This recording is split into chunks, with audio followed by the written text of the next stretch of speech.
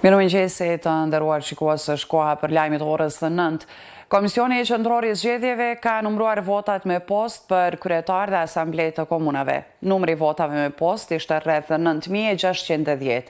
Lidhja Demokratike e Kosovës në zgjedhjet lokale ka marrë më së shumti vota nga ato me post.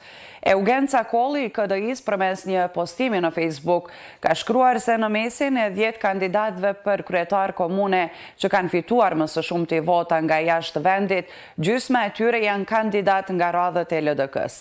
Ndërkohë sot do të fillojë numërimi i votave me kusht dhe i atyre të personave me nevoja të veçanta. Pasi të përfundojë edhe ky proces, pritet që të bëhet edhe certifikimi i zgjedhjeve të mbajtura më 17 tetor.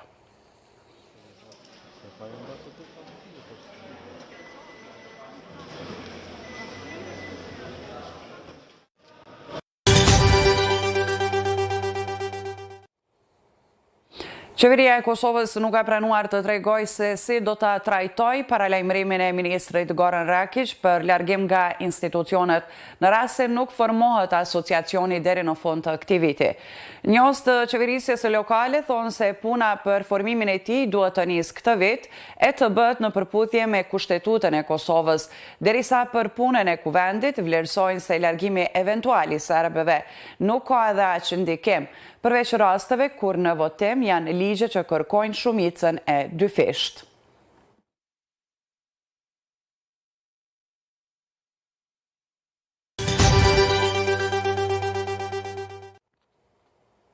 Shoqata e gastronomëve e Kosovës në shenjë pakënaqësie me masat e fundit qeveritare përmes borive të makinave, mbrëm për disa minuta ka protestuar në rrugën përballë objektit të qeverisë së Kosovës.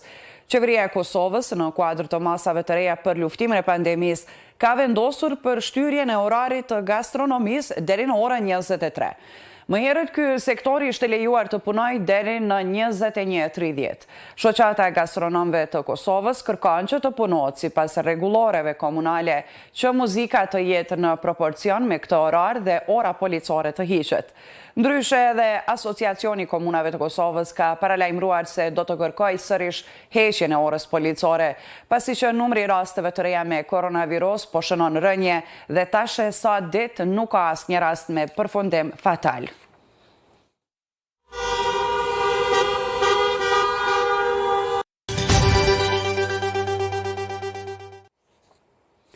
Pandemia COVID-19 do të përfundoj kur bota të vendos të jap fund, pasi të gjitha mjetet për të luftuar virusin janë tani në dispozicion, deklaroi shefi i OBSH-s Tedros Adhanom Ghebreyesus, duke përsëritur thirrjet e tij për një shpërndarje më të drejtë të vaksinës. Ai shprehu keqardhjen që deri më tani bota nuk i ka përdorur me mençuri këto mjete dhe tha se me rreth 50.000 vdekje në botë në javë, pandemia është larg përfundimit. Objektivi i OBSH-s është që 40% e popullsisë çdo vendi të vaksinohet deri në fund të vitit dhe 70% deri në mesin e vitit 2022.